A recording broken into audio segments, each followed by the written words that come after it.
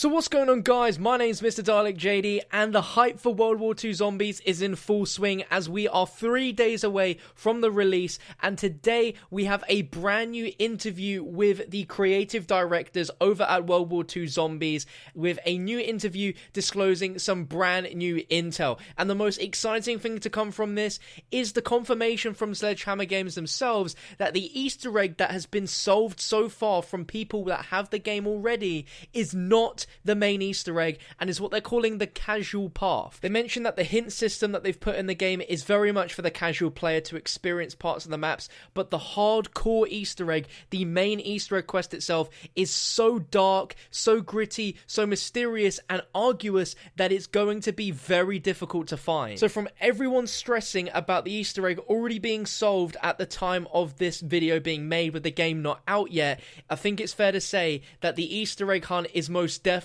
on when the game launches, as they have kept to their word in that this is going to be very difficult. Let me know in the comments section, how excited are you for World War II Zombies to drop later in the week? If you're excited, make sure you drop a thumbs up. Make sure you watch the interview all the way through to the end, as both Cameron Dayton and John Horsley are going to be the zombie guys that we are going to be getting used to over this next year with the World War II Zombie saga. They both seem like great guys, and they seem very passionate about what they've created, and I just want you guys to sit back and enjoy what they say. But I'm going to stop talking now, sit back, relax, and enjoy everything they say, because honestly, hearing their passion and hearing about this hardcore path for the Easter egg is getting me very excited. Here we go. Hey guys, I'm Sid with PlayStation, and I'm here at Sledgehammer Games getting ready for Call of Duty World War II, and I'm joined by, well, I'll just let you guys introduce yourselves. I'm Cameron Dayton. I'm the creative director for the team.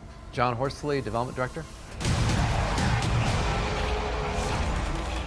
So tell me a bit about the vision behind Call of Duty World War II Zombies. I mean, what was the guiding light on this game? It felt like the time was right for something that really got into the horror aspects, that really got into the dark, twisted things that you could imagine going on in the shadows in this time of history.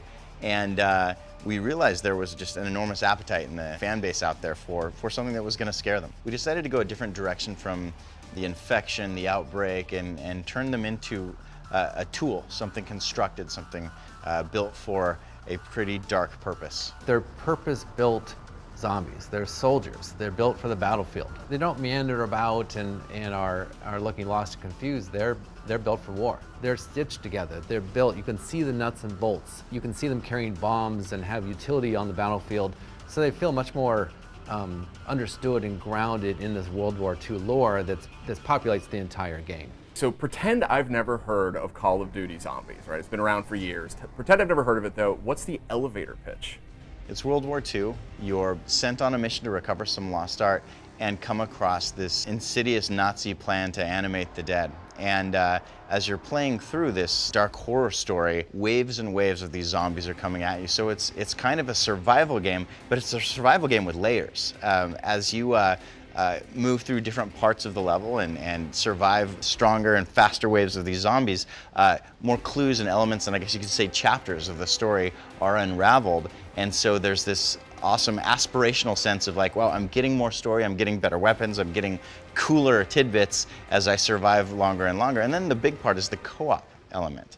The fact that you do better, you can go further if you've got a bunch of players with you, if you've got your team with you, and you're able to work in concert with each other.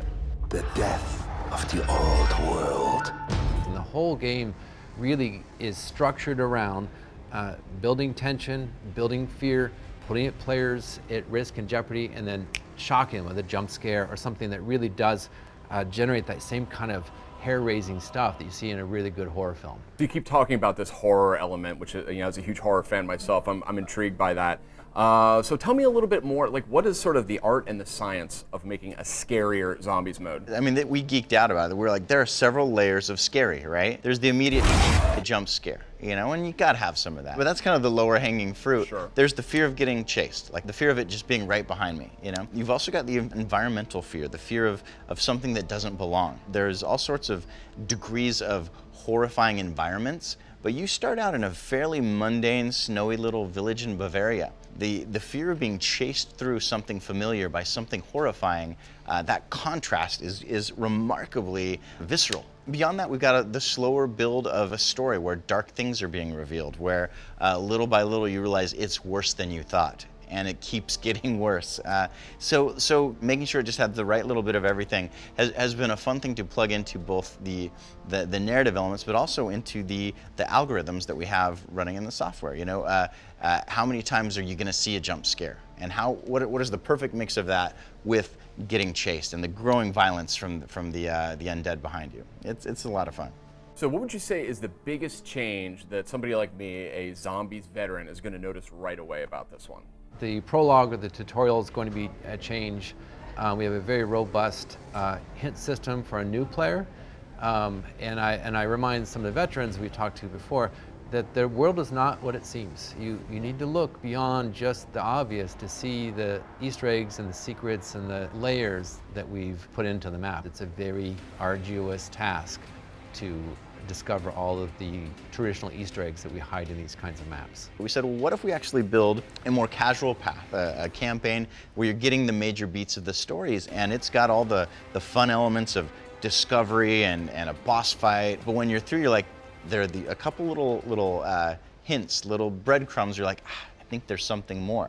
And so it's on top of that casual path. We've got what's more of kind of our hardcore path, where you dig deeper into the story and you're looking for these clues and you're listening and looking for the slightest movements, and the story just gets more twisted. And you find all sorts of amazing new weapons. And we've decided that canonically, the hardcore is the official story, but you get a reward even if you're not willing to spend the arduous amount of legwork and brain work to get into that. Have we mentioned scary? It's also like way scarier. I don't know if we said that. But. So I am a huge fan of the Call of Duty Zombies modes. I've played every single one for way too many hours. So a lot of things you guys are saying are really perking my ears up. Tell me a little bit about how returning to World War II, that time and place, which I think a lot of people are very passionate about. There's a lot of excitement around that for this game.